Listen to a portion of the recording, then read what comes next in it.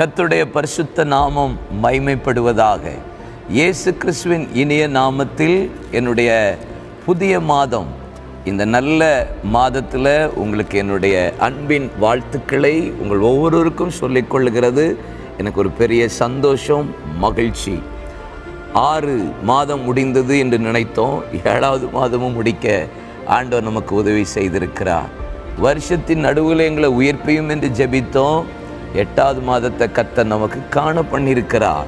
இந்த புதிய மாதத்தில் தேவன் நமக்கு கொடுக்கிற வாக்குத்தத்தங்கள் என்ன? 7 என்பது பரிபூரணத்திற்கு அடையாளம். 8 என்பது ஒரு புதிய தொடக்கம், நியூ பிகினிங், புதிய தொடக்கம் என்று தான் நமக்கு சொல்லப்பட்டிருக்கிறது. இந்த மாதம் புதிய நன்மைகளை செய்வார், புதிய காரியங்களை செய்வார், புதிய வாசல்களை திறப்பார், புதிய ஆசீர்வாதங்களை கர்த்தர் நமக்கு தருவார். எல்லாம் புதுசாக செய்வார். கவலைப்படாதிருங்க. 7 மாதம் காத்திருப்பீங்கன்னா இந்த 8வது மாதம் உங்களுக்கு விசேஷமான ஒரு ஆசீர்வாதத்தை கர்த்தர் நமக்கு வைத்திருக்கிறார். ஏசாயா 30ஆம் அதிகாரம் 18ஆம் வசனம் நான் உங்களுக்காக வாசிக்கிறேன். உங்களுக்கு இறங்கும்படி கர்த்தர் காத்திருப்பார், உங்கள் மேல் மனது உருகும்படி எழுந்திருப்பார்.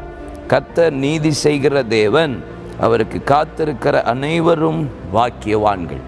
இந்த வேத பகுதியின் பின்பகுதியை உங்களுக்கு மறுபடியும் நான் வாசிக்கிறேன். கர்த்தர் நீதி செய்கிற தேவன், அவருக்கு காத்திருக்கிற அனைவரும் பாக்கியவான்கள். ஆண்டவர் சொல்றார், கர்த்தர் நீதி செய்கிறவர், அவர் எழுந்திருப்பா, அவர் எழுந்திருந்தா தேவன் நீதி செய்வார். கர்த்தருக்கு காத்திருக்கிறவர்கள் பாக்கியவான்கள் என்று போடப்பட்டிருக்கு. அனைவரும் காத்திருக்கிறதான பெரிய பிரச்சனையாக இருக்குன்றீங்களா? 7 மாதம் காத்திருந்தீங்களா? இந்த புதிய மாதம் கர்த்தர் உங்களுக்காக எழுந்திருந்து நீதி செய்ய போகிறார். காத்திருந்த அவ்வளவு பேரையும், யாரெல்லாம் நீங்கள் இவ்வளவு வருஷம் காத்திருந்தீங்க, நெடுநாள் காத்திருப்பது இருதயத்தை இளைக்க பண்ணுன்னு சொல்லப்பட்டபடி இளைத்து போயிட்டீங்களா? இந்த புதிய மாதம் கர்த்தர் எழுந்திருந்து நீதி செய்து உங்களை பார்த்து சொல்லார், காத்திருந்த நீ பாக்கியவான், பாக்கியவதி, நீ ஆசீர்வதிக்கப்பட்டவன். ஏன்னா கர்த்தர் உங்களுக்காக எழுந்திருக்கிறார், உங்களுக்காக நீதி செய்ய போகிறார். என்னென்ன காரியத்துக்கெல்லாம் நீங்கள் காத்திருந்தீங்களோ அதுக்கெல்லாம் கர்த்தர் எழுந்திருந்து இந்த மாதம் உங்களுக்கு நீதி செய்ய ஆண்டவர் உதவி செய்கிற தெய்வமாய் இருக்கிறார். நெடுநாளா வேதத்தில் காத்திருந்த பல பேர் இருக்கிறார்கள். ஆபிரகாம் நீண்ட காலம் காத்திருந்தார். இஸ்ரவேல் ஜனங்கள் 430 வருஷம் நீண்ட காலம் காத்திருந்தார்கள். புதிய ஏற்பாட்டில் வாசித்தா இயேசு இந்த பூமியில் வெளிப்பட்ட நாட்களில் 12 வருஷம் பெரும்பாடுள்ள ஸ்திரீ 12 வருஷமும் காத்திருந்தார். எப்படி சுகம் கிடைக்கும், எப்போ விடுதலை கிடைக்கும், காத்துட்டே இருக்கிறார். 18 வருஷம் எவ்வளவு நிவர முடியாத கூனி சபையிலே காத்திருக்கிறாள். 38 வருஷம் பெரும்பாடுள்ள ஒரு மனுஷன் பெதஸ்தா குளத்திலே காத்திருக்கிறான். காத்திருந்தான். வேதத்தில் அப்படிதான் சொல்லப்பட்டிருக்கிறது. அவர்கள் பாக்கியவான்கள், பாக்கியவதிகள் என்பதாக. ஆண்டுடைய வேத வசனத்தை நீங்க வாசித்து பார்த்தீங்கன்னா, லூக்கா எழுதின சுவிசேஷத்தில் லூக்கா 2ஆம் அதிகாரம் அதனுடைய 25ஆம் வசனம் பாருங்க. சிமியோன் என்னும் பேர் கொண்ட ஒரு மனுஷன் எருசலேமில் இருந்தான். அவன் நீதியும் தேவபக்தி உள்ளவனாயும் இஸ்ரவேலின் ஆறுதல் வர காத்திருந்தவனுமாயிருந்தான். அவன் மேல் பரிசுத்த ஆவி இருந்தார். யாரு? சிமியோன். அவன் நீதி உள்ளவன், தேவபக்தி உள்ளவன், இஸ்ரவேலுக்கு ஆறுதல் வர காத்துட்டே இருக்கிறான். எப்போ இந்த தேசத்துக்கு ஆறுதல் வரும், எப்போ இந்த தேசத்துக்கு பாவ மன்னிப்பு வரும், எப்போ இந்த தேசத்துக்கு துக்கம் சந்தோஷமா மாறும், காத்துக்கிட்டே இருக்கான். அவன் பரிசுத்த ஆவியை பெற்றிருக்கிறான். பெந்தைக்கோஸ்தே நாள்ல பரிசுத்த ஆவியான ஊற்றப்பட்டார்னு வாசிக்கிறோம். ஆனால் அதுக்கு முன்னாடியே பரிசுத்த ஆவியை அவன் மீது இருந்தார் பாருங்க. அவன் மேல் பரிசுத்த ஆவியான இருந்தார். அப்போ அவன் ஒரு பெரிய ஆறுதலை இஸ்ரவேலுக்கு வர காத்துக்கிட்டே இருந்திருக்கான். எத்தனை வருஷம் காத்திருந்தார் ஆலயத்தில். ஆனால் இயேசு அந்த நாளில் ஆலயத்துக்கு கொண்டு வரப்பட்டார். அவர் சொல்ற வார்த்தையை பாருங்க. ஆவியின் ஏவுதலினாலே அவர் ஆலயத்துக்கு வந்திருந்தார். இயேசுவை அந்த சிறு பிள்ளையாக இருக்கும்போது கைகளில் அவன் வாங்கி கொண்டு 32ஆம் வசனம் பாருங்க. உம்முடைய இரட்சணியத்தை என் கண்கள் கண்டது. காத்திருந்தவர்கள் பாக்கியவான்கள். இன்னைக்கு ஒருவேளை பல வருஷமா ஆறுதலுக்காக, விடுதலைக்காக, சுகத்துக்காக, ஆசீர்வாதத்துக்காக, நன்மைக்காக ஏதோ ஒரு காரியம் என் வாழ்க்கையில மாறணும் என்பதற்காக காத்துட்டே இருக்கீங்களா? தேவன் எழுந்தருளுவார்.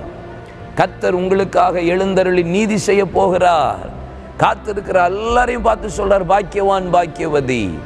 உங்களுக்கு இன்னைக்கு உங்க கண்கள் காணப்போகிறது ரட்சணியத்தை, விடுதலையை காணப்போகிறது இந்த மாசம், சுகத்தை காணப்போகிறது இந்த மாசம், அறுவடையை காணப்போகிறது இந்த மாதம். உங்க கண்கள் காணும் ரட்சணியத்தை, உங்கள் கண்கள் காணும் விடுதலையை, உங்கள் கண்கள் காணும் அற்புதத்தை, உங்கள் கண்கள் காணும்.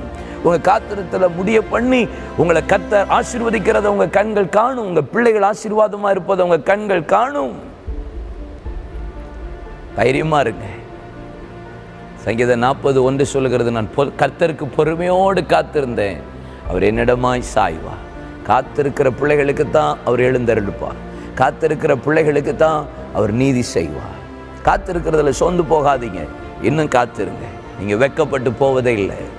கழுகளைப் போல செட்டைகள் அடித்து உயர எழும்புவீர்கள். ஓடினாலும் நடந்தாலும் நீங்கள் சோர்வடைய போகிறதில்லை, இளைத்து போவதில்லை. தைரியமா இருக்கு.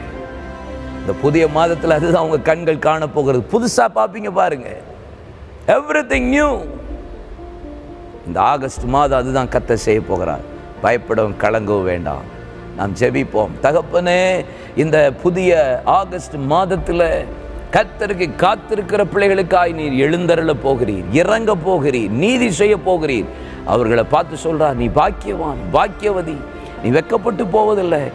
எல்லாருக்கும் முன்னாடி இத்தனை வருஷம் காத்திருந்தியேன்னு சொல்லி எல்லாரும் உங்களை வேதனைப்படுத்தி அவமானப்படுத்தி கஷ்டப்படுத்தினாங்களா? ஆண்டவரே, உம்முடைய பிள்ளைகளை இந்த மாதம் உடைய காத்திருத்தலை முடிய பண்ணி இவர்கள் கண்கள் ரட்சணியத்தை பார்க்க போகிறது, ஆறுதலை காண போகிறது. விடுதலைக்காக காத்திருந்தாங்கப்பா, நன்மைக்காக காத்திருந்தாங்கப்பா. உம்முடைய பிள்ளைகள் கண்கள் அதை காண போகிறது, ஆசீர்வாதத்தை காண போகிறார்கள். இயேசுவின் நாமத்தில் உம்முடைய பிள்ளைகள் ஒவ்வொருவரையும் நான் அப்படியே ஆசீர்வதிக்கிறேன். நன்மைகள் இந்த மாதம் உண்டாவதாக, விடுதலைகள் உண்டாவதாக, சிறையிருப்பு மாறுவதாக, பலன் உண்டாவதாக. ஆண்டவரே, ஆவிக்குரிய நன்மைகள் உண்டாவதாக. கண்கள் காணட்டும். அவர்கள் எதிர்பார்த்தது மாத்திரல்ல, அதுக்கு மேலே ஆண்டவரே, உம்முடைய பிள்ளைகளின் கண்கள் காண நீ செய்ய போற தயவுக்காய் ஸ்தோத்திரம். ஆசீர்வதி. இயேசு கிறிஸ்துவின் நாமத்தில் ஜெபிக்கிறோம் எங்கள் நல்ல அருமை பிதாவே. ஆமேன் ஆமேன். தைரியமா இருங்க. 8ஆவது மாதம் வந்துட்டுன்னு பயப்படுறீங்களா? கவலையப்படாதீங்க. காத்திருத்தல கர்த்தர் முடிய பண்ணுவார். காத்திருக்கிற நீங்கள் பாக்கியவான்கள் பாக்கியவதிகள். நம்முடைய தேவன், நம்முடைய இயேசு எழுந்திருந்து நீதி செய்வார். God bless you.